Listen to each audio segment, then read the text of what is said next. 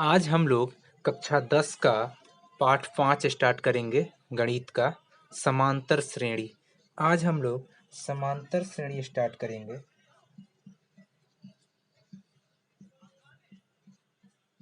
English में इसे arithmetic progression कहते हैं। इंग्लिश में इसे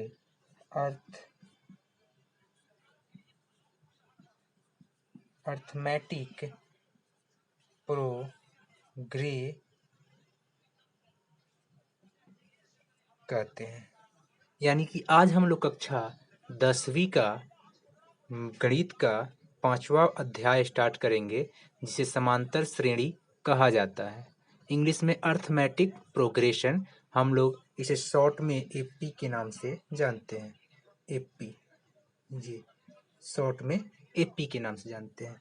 हम इसका डिफिनीशन यानी परिभाषा कैसे करेंगे, तो आप लोग सभी लोग कॉपी निकाल के नोट्स तैयार कीजिए और अच्छा से जो मैं लिख रहा हूँ उस वीडियो को पोस्टपोन करके रोक कर आप लोग नोट में डाउन कीजिए।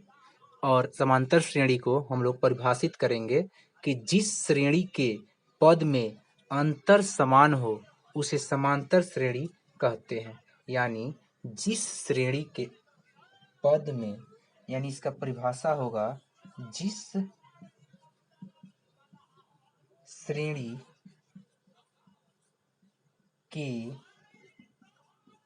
पद में अंतर समान हो, श्रेणी के पद में जिस श्रेणी के पद में अंतर समान हो उसे समांतर श्रेणी कहते हैं। यानी समांतर श्रेणी अर्थमेटिक प्रोग्रेस, यानी कि जिस श्रेणी के पद में अंतर समान हो उसे समांतर श्रेणी कहते हैं। एग्जाम्पल में देखिए, एग्जाम्पल लेंगे 2, 4, 6, 8, 10, ऐसे ही डॉट डॉट चलता रहेगा। यानी दूसरा एग्जाम्पल लेंगे 3, 6, 9, 12, 15 डॉट डॉट। यानी कि तो देखिए, इसका प्रथम पद द्वितीय पद से प्रथम पद घटाइए तो इसका डिफरेंस यानी अंतर 2, इसका भी अंतर 2, इसका भी अंतर 2 और इसका भी अंतर 2, यानी कि अंतर समान है तो इसे हम समांतर श्रेणी कहेंगे।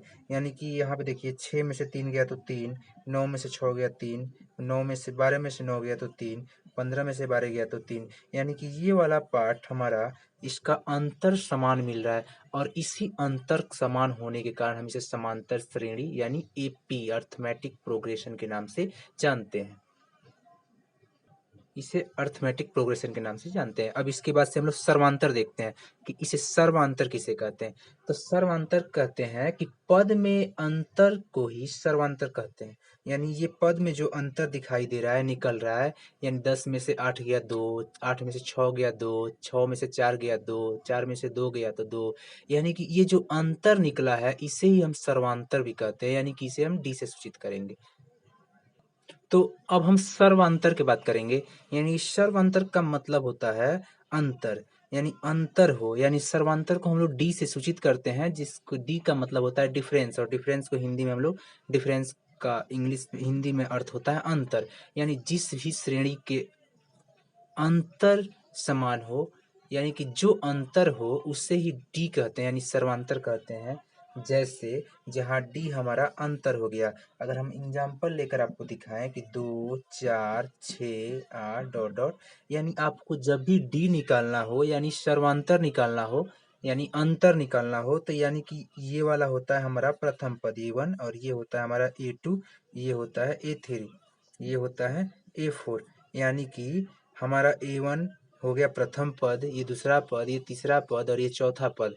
यानी कि जब भी आपको डी निकालना हो तो डी के लिए हम लोग फार्मूला यूज करते हैं A2 माइनस A1 या डी बराबर A3 माइनस A2। ये हमारा फार्मूला हो गया। या ये यानी कहीं से भी अगला पद से पहले वाला पद को घटा दीजिए तो हमारा कॉमन डिफरेंस यानी अंतर निकल जाएगा डी।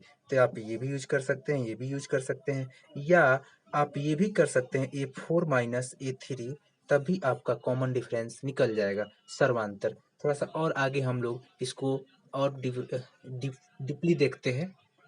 यानी सर्वांतर में एपी, तो हम समझे कि सर्वांतर कहाँ से निकलता है। यानी कोई भी एग्जाम्पल लेंगे हम, यानी जैसे 3, 6, 9, यानी कि ये एपी है, एक सीरीज है एपी का।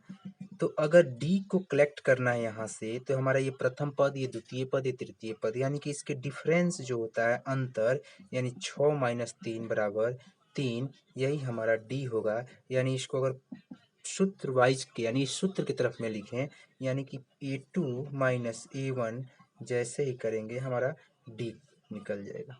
इसे हम लोग कहते हैं सर्वांतर। एपी का, यानी एपी शॉर्ट फॉर्म में एपी कहेंगे, यानी अर्थमेटिक प्रोग्रेस।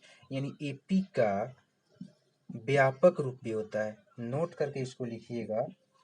एपी का व्यापक रूप, व्यापक रूप, व्यापक रूप ये होता है, यानी नोट करके आप लोग लिखिएगा। एपी का व्यापक रूप में A plus D, A+2D, A+3D, dot dot ऐसे ही